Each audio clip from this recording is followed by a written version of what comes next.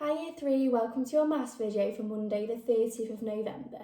Today this is a video for you if you've got the Year 3 maths booklet. So on Friday you sent in your fabulous work of adding numbers and we were so impressed, so make sure you keep sending your work Year 3 because it's really good.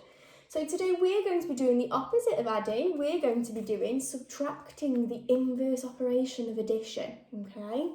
So we're going to be looking at pages 11 and 12 and there is a challenge for you on page 13 if you're up for it. So let's begin on page 11. Number 1 says give the numbers that are 10 less than these numbers. Now I've underlined 10 less, there's the key words in my question. So if I'm looking at that question, I've got the number 837 here. Now 10 less, that's just like asking me to subtract 10, take 10 away, okay? So I'm going to locate my tens column, I'm going to find the tens, and that, because I've got 3 tens and I'm only going to take away 1 10, that's the only place value column that's going to change in this subtraction. So I still have my 800. Oh, I need to subtract 1 10 away, 10 less than 3 tens. So I'll start with 3 tens, take 1 10 away, I am left with 2 tens. And I still have my 7 ones, okay? Your next question is asking you to circle the number that is 9 less than 45. So you're only going to need to circle one number here.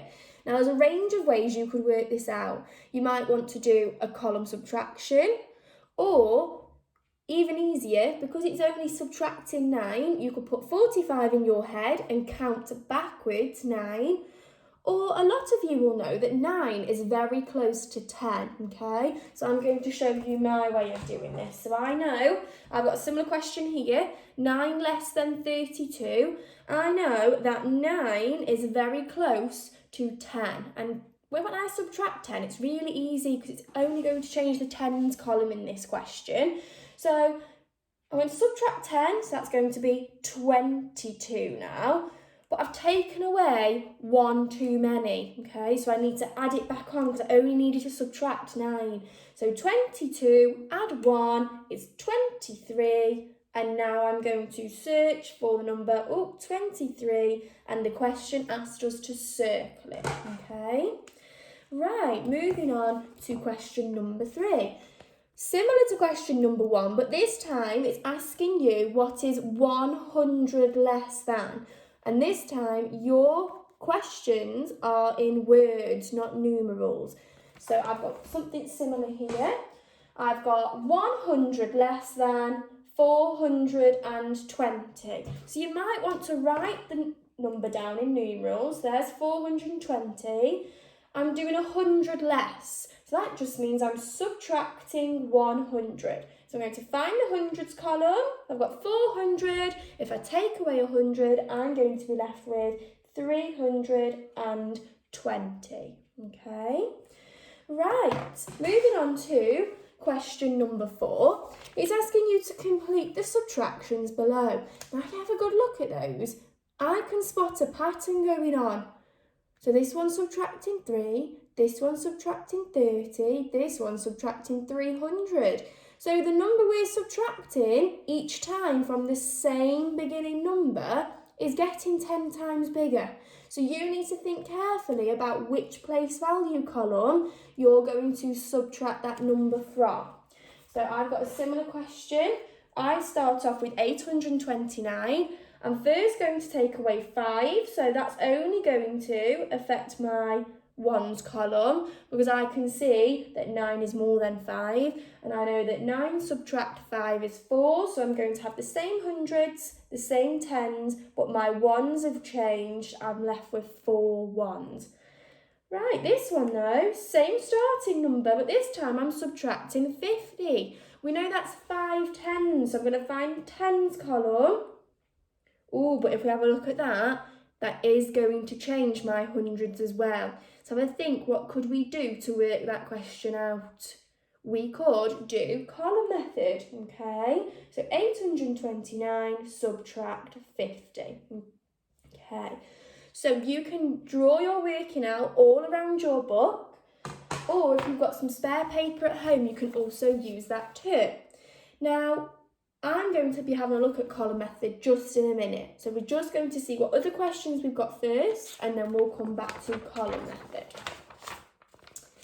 Now, moving on to page number 12, we've got complete the calculations, and we've got missing box, so something subtract 600 equals 300. And this is all about those inverse operations again.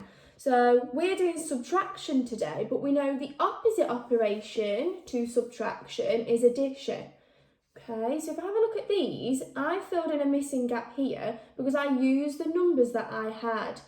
Okay, so I had something take away 400 equals 100. Now I know in subtractions, the number I start with needs to be the biggest number, okay? So I use these two numbers, I did the opposite of subtraction, which we know is addition, and I added them together to get my answer here. So I've got the same layout again. Something subtract 600 equals 200. I know this has to be the biggest number at the start of my subtraction. So I'm going to add these two numbers together. Let's see if that works. 200 adds 600, so 600, 700, 800. So if I fill in the answer now, let's see. 800 subtract 600, 800, 700, 600, 500, 400, 300, 200. Yeah, so we've got that one right. Now if we have a look at this one, they've given us the biggest number to start with. 900 subtract something equals 300, okay? Now, if I did the inverse operation for that one and I added them together instead of subtracting, I'm going to end up with a really big number here. And we know our subtraction will start with the biggest number at the beginning. So that's not going to work for this one. We can't use the inverse. So what we're going to have to do is subtract them to find out what this number is here. And I know that 900 subtract 300 equals 600. Okay, so really read your questions carefully for this because you might have to do the inverse, you might not, okay? Right, moving on then. You've got some word problems here on page 12. Do the word problems, write your answers as numerals. So read them carefully, but you need to write your answer in numbers, okay, not in words. Moving on to number 3, you've got some more problems, but this time you're writing the answers in words. Now, if we have a look at A, it's asking you what is the difference between 85 and 35, okay? Now I'm going to underline that word called the difference. Okay, that means you need to subtract to work out what is the difference between those two numbers, okay? How many numbers are in between those two numbers. So you know you need to subtract for these. Now I did say we're going to come back to column subtraction, and that's what you've got for question number 4. So let's have a quick recap of column subtraction. So, you might have some very simple ones that look a little bit like this here, this first one, where you don't need to do any exchanges. So let's have a quick look. Now have a think, where do we start when we're doing our column subtracting? Do we start at the tens, the hundreds, or the ones? Oh, if you said the ones, well done. So I'm going to do 6 subtract 4, so I know that is 2. I'm going to do 5 tens subtract 3 tens, I know that's 2 tens. And then 900 subtract 300 is 600.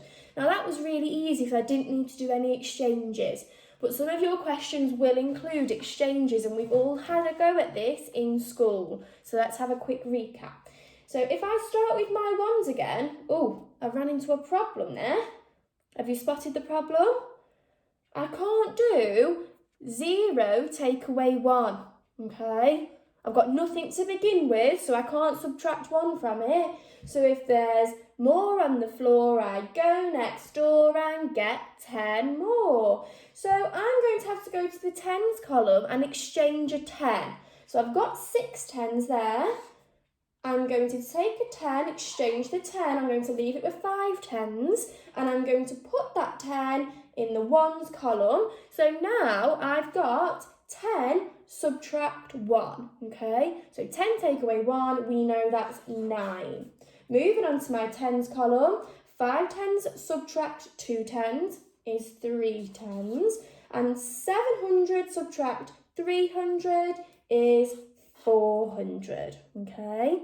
So if you need any more working out area, you can do it anywhere around your book if you need some more practice at your column method. Or remember, if you've got some spare paper at home, you could also use that too. Just make sure you ask before you use it.